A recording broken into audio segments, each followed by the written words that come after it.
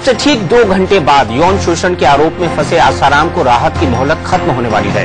आसाराम को न तो जोधपुर पुलिस से राहत मिली और न ही गुजरात हाई कोर्ट से।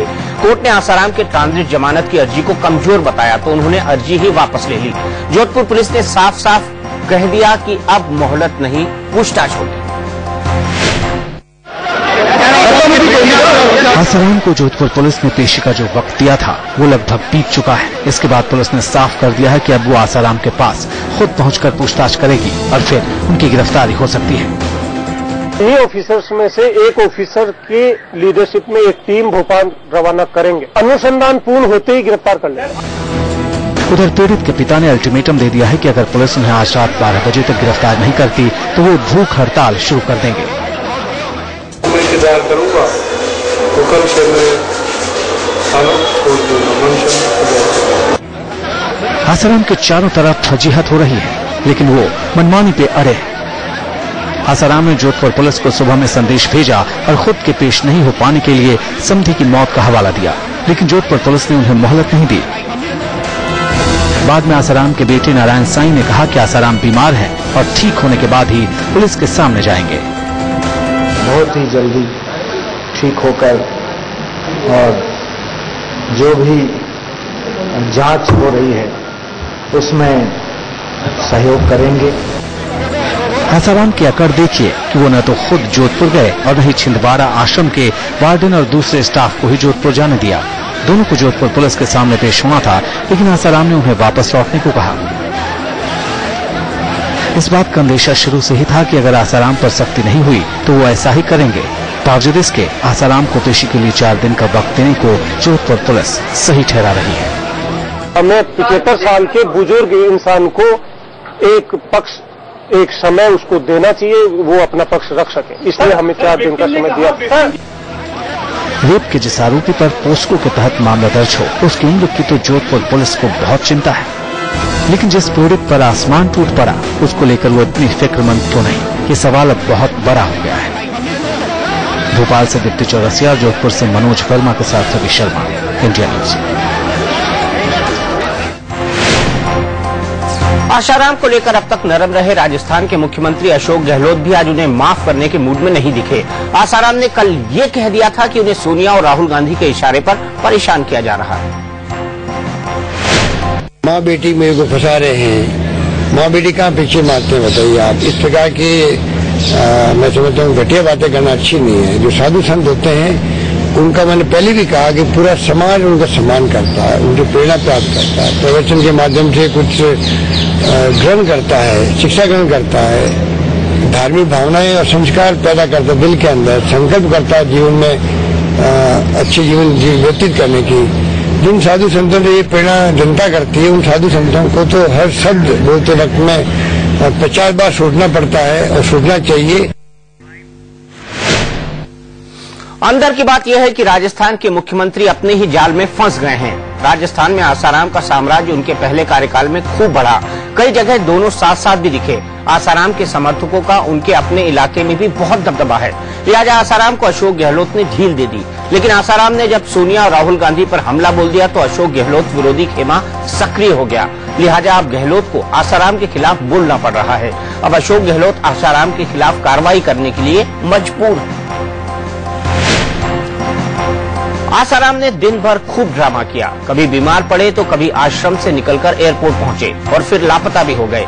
उन्हें अभी एहसास हो गया है कि कानून का हाथ उनके गिरेबान तक आ गया है, इसीलिए आसाराम का सुख चैन लुट गया है। आसाराम बापू हाय हाय। आसाराम के खिलाफ देश भर में गुस्सा बढ़ता जा रहा है। उनके महाराष्ट्र के नासिक आश्रम में आज NSUI के कार्यकर्ताओं ने तोड़फोड़ की। चारों तरफ विरोध का बवंडर थम नहीं रहा है, लेकिन आसाराम ड्रामेबाजी में लगे हैं। उनके पास जोधपुर पुलिस के सामने पेश होने की आज आखिरी मोहलत थी, लेकिन आसाराम भोपाल में जमे रहे। गिरफ्तारी से बचने के लिए आसाराम ने गुजरात हाईकोर्ट में ट्रांजिट रिमांड के लिए अर्जी लगाई थी। हाईकोर्ट ने कहा कि अर्जी में कोई दम नहीं है, इसे वापस लिया जाए, नहीं तो कोर्ट इसे रद्द कर देगी। इसके बाद आसाराम की तरफ से अर्जी वापस ले ली गई। आसाराम के लिए ये बड़ा झटका था। इसके बाद अचानक शाम को वो भोपाल एयरपोर्ट पहुंचे। उस वक्त वहां से दिल्ली की फ्लाइट का वक्त था। माना गया कि आसाराम यहां से दिल्ली जाएंगे, लेकिन वहां वो हुआ जिसकी किसी को उम्मीद नहीं थी। देखिए मीडिया कर्मियों पर किस तरह से आसाराम के भक्त हमला कर रहे थे। काफी देर तक एयरपोर्ट के बाहर इनकी गुंडागर्दी ऐसे ही जारी रही। इस दौरान उन्होंने इंडिया न्यूज की ओबी वैन को भी निशाना बनाया। इस हंगामे के बाद आसाराम एयरपोर्ट से अपने आश्रम के लिए रवाना हुए, लेकिन वो आश्रम नहीं पहुंचे। उन्हें देवास में देखे जाने की खबर है। माना जा रहा है कि आसाराम इंदौर गए हैं। आसाराम पुलिस की पहुंच से फिलहाल दूर रहने की पूरी कोशिश कर रहे हैं। कल तक भक्तों के बीच भगवान बनकर नाचने वाले आसाराम अब खुद भगवान की तरफ देख रहे हैं। उनके पास गिरफ्तारी से बचने के लिए बस यही भरोसा बचा है। अजय निगम के साथ दीप्ति चौरसिया, भोपाल, इंडिया न्यूज।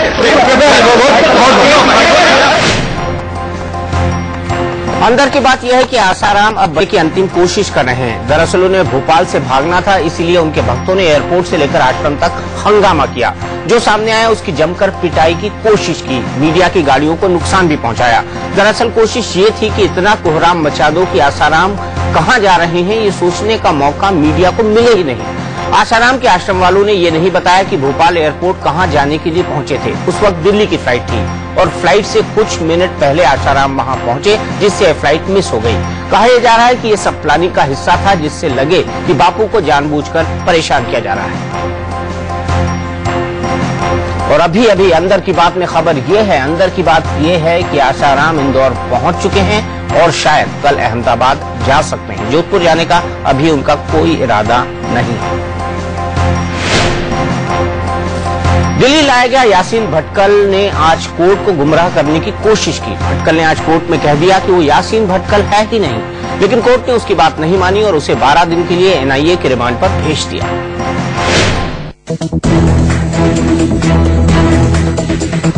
आतंकी यासीन भटकल और असदुल्ला अख्तर से अब एनआईए 12 दिनों तक पूछताछ में एक नहीं सैकड़ों राज उगलवाएगी। दोपहर 3:30 बजे दोनों को दिल्ली के पटियाला हाउस कोर्ट में पेश किया गया तो यासीन भटकल अपने हाथ से खास इशारे कर संकेत दे रहा था कि वो बेफिक्र है। लेकिन सच यह है कि खैर मनाने के इसके दिन अब खत्म हो चुके हैं। एनआईए ने इन दोनों आतंकियों के 14 दिन के लिए रिमांड मांगी थी, लेकिन कोर्ट ने 12 दिनों की ही रिमांड दी। एनआईए की तरफ से दलील दी गई कि देश भर में हुए सीरियल धमाके के पीछे की साजिश से पर्दा उठाने के लिए दोनों से लंबी पूछताछ जरूरी है। कोर्ट में हमने दोनों मुल्जिमों को पेश किया, असदुल्ला को और यासीन भटकल को, और उनकी 14 दिन की पुलिस कस्टडी रिमांड मांगी to unearth the larger conspiracy of this case. Court ने हमें 12 दिन की पुलिस कस्टडी रिमांड दे दी है। अदालत में इन दोनों दहशतगर्दों के वकील ने यह कहकर सबको चौंका दिया कि जिसे यासीन भटकल कहा जा रहा है वो यासीन नहीं बल्कि मोहम्मद अहमद है, लेकिन कोर्ट ने इस दलील को खारिज कर दिया। नाम बता मोहम्मद अहमद, तो उन्होंने ही डिनाई किया कि वो यासीन भटकल नहीं है, जिसको उनके इंस्ट्रक्शंस पर मैंने कोर्ट के सामने कोर्ट की नॉलेज में ला दिया।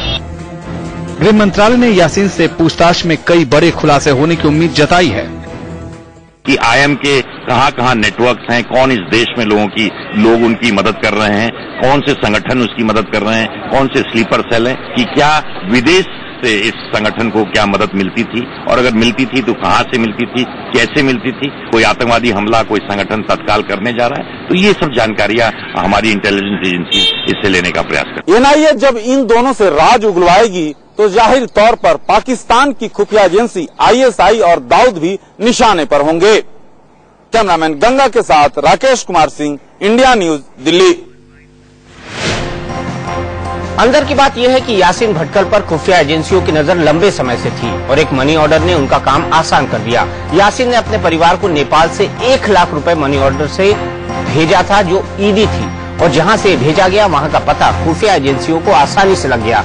अच्छी बात यह है कि तब तक यासीन वहां से निकला नहीं था और रियाज भटकल की तरह खुफिया एजेंसियों के मंसूबों की जानकारी उसे नहीं लग पाई। आतंकी यासीन भटकल की गिरफ्तारी और एनआईए को सौंपे जाने को आज बिहार बीजेपी ने सियासी मुद्दा बना दिया। नीतीश कुमार को कटघरे में खड़ा करते हुए बीजेपी ने सीधे सीधे पूछा कि सरकार क्या भटकल को दामाद बना रही है। दिल्ली में यासीन भटकल की कोर्ट में पेशी हो रही थी तो बिहार में भटकल की गिरफ्तारी पर सियासत तेज हो रही थी। बीजेपी नेता सुशील कुमार मोदी जेडीयू पर सियासी हमला बोलने में जुटे थे। प्रेस को जारी एक बयान में सुशील मोदी ने कहा, पकड़े गए भटकल का ससुराल समस्तीपुर में है। कथित आतंकी इशरत जहां को बिहार की बेटी करार देने वाले जदयू के लोग कहीं एक बार फिर भटकल को बिहार का दामाद न करार दे दें। सुशील कुमार मोदी ने इस बात पर हैरानी जताई कि बिहार सरकार ने यासीन भटकल को रिमांड पर लेकर पूछताछ क्यों नहीं की, जबकि देश के कई राज्यों की पुलिस भटकल को रिमांड पर लेने की तैयारी कर रही है। बिहार के मुख्यमंत्री नीतीश कुमार ने बीजेपी के आरोपों पर चुप्पी साध ली। सवाल को तो सुना लेकिन जवाब नहीं दिया। एक बड़ी कामयाबी मिली है यासीन भटकल की गिरफ्तारी के बाद। नीतीश चुप रहे लेकिन उनकी पार्टी के प्रवक्ता इसमें पीछे नहीं दिखे। सुशील मोदी जी पागल हुए हैं और पागलों की जगह विधानमंडल में नहीं है, उनकी जगह मानसिक आरोग्यशाला में है। और मैं तो कहूंगा उन्हें आगरा के मानसिक आरोग्यशाला में जाना चाहिए, वहां उनको बेहतर चिकित्सा मिल पाएगी। बिहार में आतंकियों पर जारी सियासत को देखकर आम लोग यही सोच रहे हैं कि क्या राज्य में नेताओं के लिए मुद्दों की भी कमी पड़ गई है। पटना से शिशिर चौबे के साथ विनायक प्रसाद, इंडिया न्यूज।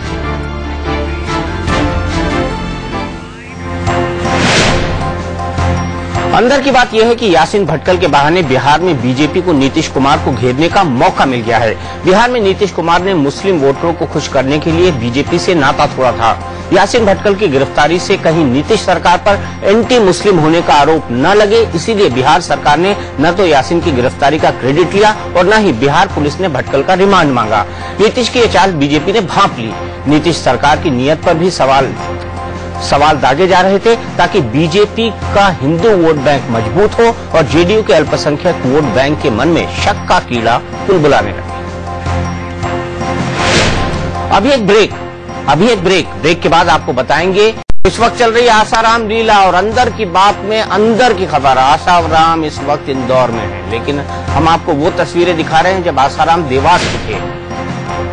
ये आसाराम की ही गाड़ी है। गाड़ी में आसाराम ने अपनी सीट पीछे कर रखी है और मीडिया से बचने के लिए चेहरा छिपाने की कोशिश कर रहे हैं। मुंह पे उन्होंने शॉल भी डाल रखा है। खबर ये आ रही है कि ये गाड़ी पहुंच चुकी है इंदौर के आश्रम में। आश्रम पर ताला लगा दिया गया है। सीधे चलते हैं हमारे सहयोगी एहतियाब शेख के पास। शेख, अंदर की बात क्या है, कहां है आसाराम? दीपक, मैं बता दूं कि जहां तक इस पूरे घटनाक्रम की बात कही जा सकती है तो बिल्कुल बेहद नाटकीय घटनाक्रम चल रहा है कि देवास से एक गाड़ी क्रॉस होती है जिसका नंबर MP 047451 बताया जाता है और वो गाड़ी क्रॉस होती है। उसमें एक शख्स अपने पूरा चेहरा ढक के निकलता है और वो गाड़ी इंदौर के आश्रम में एंटर करती है। उसके बाद में आश्रम के गेट को बंद कर दिया जाता है, किसी को अंदर दाखिल नहीं होने दिया जाता है। तो जहां तक ये बात की जाती है, जितने भी सूत्रों से खबरें आती रही है कि आसाराम बापू उस गाड़ी से निकले थे इंदौर के लिए और इंदौर पहुंचने वाले थे, लेकिन यहाँ पहुंचने के बाद में जब आसाराम बापू के सहयोगियों से यहाँ बात करने की कोशिश की, सेवकों से बात करने की कोशिश की जाती है तो वो ये बताते हैं कि आसाराम बापू यहाँ नहीं पहुंचे, उनके पुत्र नारायण साईं यहाँ पहुंचे इस गाड़ी में। तो ये बेहद नाटकीय घटनाक्रम है जो कि लगातार भोपाल से लेके अभी इंदौर तक के ये चलता आ रहा है और अभी भी ये बात स्पष्ट करने की पूरी तरीके से पुरजोर कोशिश की जा रही है कि आसाराम बापू फिलहाल इस आश्रम के अंदर पहुंचे हैं या नहीं पहुंचे। लेकिन निश्चित तौर से एक बात मैं बता दूं दीपक कि ये नाटकीय घटनाक्रम लगातार भोपाल से चल रहा है। इंदौर जब पहुंचे थे आसाराम बापू, उस दिन से लेके आज तक ये नाटकीय घटनाक्रम लगातार चल रहा है और एक डीले टैक्टिक जो कही जा सकती है वो निश्चित तौर से चल रही है। दीपक, बिल्कुल, तो अंदर की बात यह है कि आसाराम बापू अपने आप को पुलिस से बचाना चाह रहे हैं। प्रधानमंत्री ने आज देश को निराश किया। वे संसद में रुपए की गिरती कीमत पर बोलने तो खड़े हुए, लेकिन हालात संभलने की कोई मियाद नहीं बताई। उन्होंने इस संकट के लिए दुनिया भर की वजहों को जिम्मेदार ठहरा दिया। आखिर में विपक्ष को भी लपेट लिया। आम लोग इस इंतजार में थे कि प्रधानमंत्री संसद में कुछ राहत वाली बात कहेंगे, लेकिन रुपए के औंधे मुंह गिरने के पीछे सरकारी नीतियों की बजाय उन्होंने अंतर्राष्ट्रीय वजहों को जिम्मेदार ठहरा दिया। कह दिया घबराते क्यों हैं, हम अकेले नहीं, दुनिया में कई देशों की करेंसी करहा रही है। not just the rupee, but also the Brazilian real, the Turkish lira, the Indonesian rupiah, the South African rand, and many other currencies. प्रधानमंत्री ने दावा किया कि देश का विदेशी मुद्रा भंडार इतना मजबूत है कि हम हर स्थिति का मुकाबला कर सकते हैं। Our foreign exchange reserves stand at $278 billion and are more than sufficient to meet India's external financial requirements. PM ने अमेरिकी बाजार की मजबूत होती सेहत को रुपए की दुर्गति के लिए सबसे ज्यादा जिम्मेदार ठहराया। फिर सीरिया के संकट को भी मुश्किल की बड़ी वजह बताई। Over Syria and the prospect of U.S. Federal Reserve tapering its policy of quantitative easing have caused general weakness in emerging market currencies. The rupee has been especially hit. इसके बाद प्रधानमंत्री ने अंदर की बात यह है कि पीएम को भरोसा है कि अगले 2 महीने में चालू वित्तीय घाटा कम हो जाएगा और निर्यात और आयात के बीच संतुलन पहले से बेहतर हो जाएगा, जिसके बाद हालात संभल सकते हैं। सरकार ने 2 टूक कह दिया कि वो अपनी आर्थिक नीतियों में रत्ती भर बदलाव नहीं करेगी, लेकिन प्रधानमंत्री की दुनिया सिर्फ उम्मीद पर ही कायम है। वो भी अच्छी तरह जानते हैं कि चुनाव तक इसमें सुधार नहीं हो पाएगा, लिहाजा संसद में कड़ा स्टैंड लेकर वो अपनी कमजोर छवि को धोना चाहते हैं। रुपए की गिरती कीमत और आर्थिक संकट पर प्रधानमंत्री की सफाई के बाद विपक्षी सदस्यों ने एक के बाद एक उन्हें घेरा। मनमोहन सिंह इस दौरान चुपचाप सब कुछ सुनते रहे, लेकिन अपनी बारी आते ही उनके तेवर बदल गए।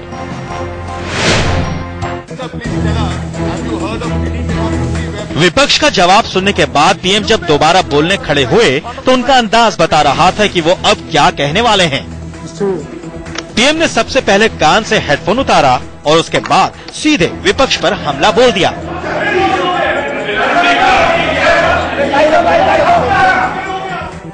Have you heard of any other country where the members of the opposition walk into the well of the house shouting, "The Prime Minister chor hai, Prime Minister chor hai"? The type of things that have been said. Manmohan Singh के इस बयान पर हंगामा खड़ा हो गया।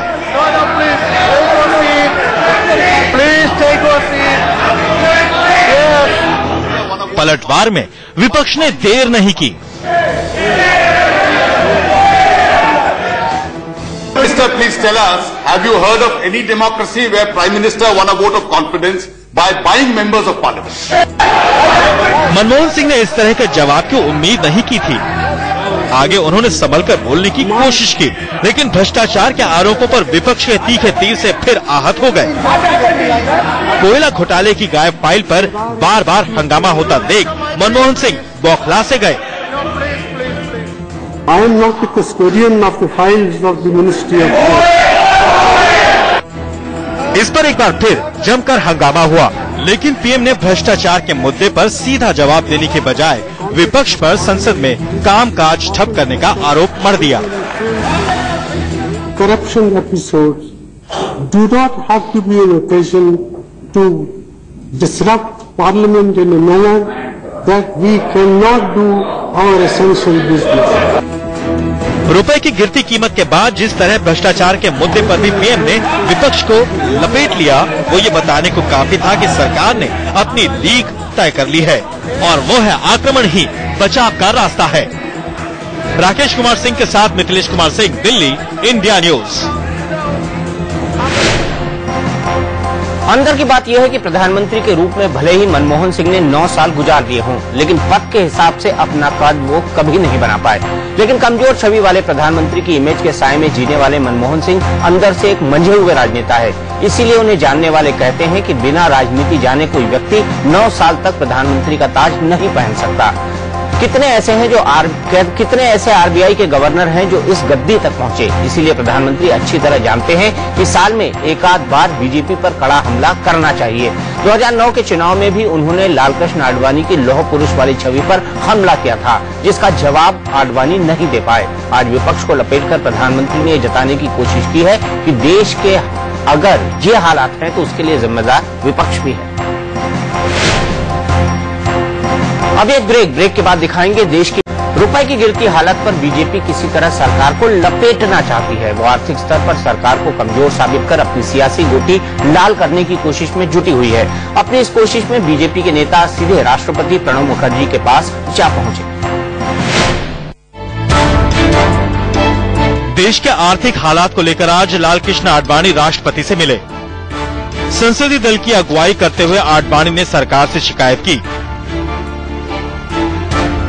राज्यसभा में आज प्रधानमंत्री ने कमजोर होते रुपए पर बयान दिया।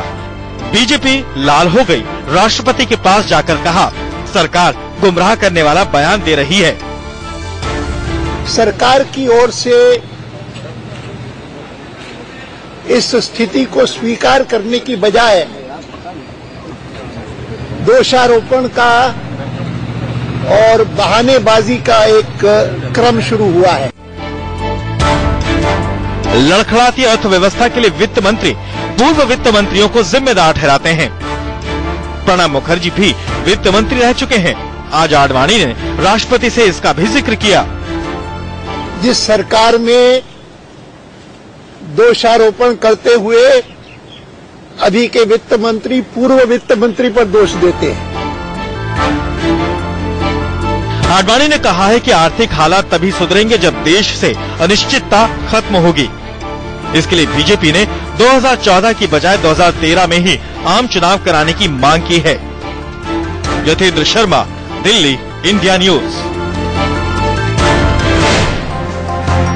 अंदर की बात यह है कि बीजेपी सरकार के खिलाफ माहौल खड़ा करना चाहती है और वो ये चाहती है कि चुनाव 2014 की जगह 2013 में हो जाए, क्योंकि महंगाई अपने चरम पर है, भ्रष्टाचार को लेकर सरकार घिरी हुई है और वोट की गारंटी देने वाले बिल को जो पास किया गया है उसको पूरी तरह से अमली जामा पहनाने का मौका कांग्रेसी सरकार को न मिले, यूपीए 2 की सरकार को न मिले। इसीलिए वो सरकार पर लगातार दबाव बना रही है कि आर्थिक हालात अगर सुधारने हैं तो ऐसे में चुनाव कराना ही ठीक होगा, क्योंकि जब तक राजनीतिक अस्थिरता रहेगी तब तक मार्केट के अंदर, बाजार के अंदर विश्वास नहीं आएगा। इसीलिए राष्ट्रपति से मिलके उन्होंने आज 2013 में ही चुनाव कराने की मांग की। अंदर की बात में आज इतना ही, लेकिन इसके आगे है सलाखें।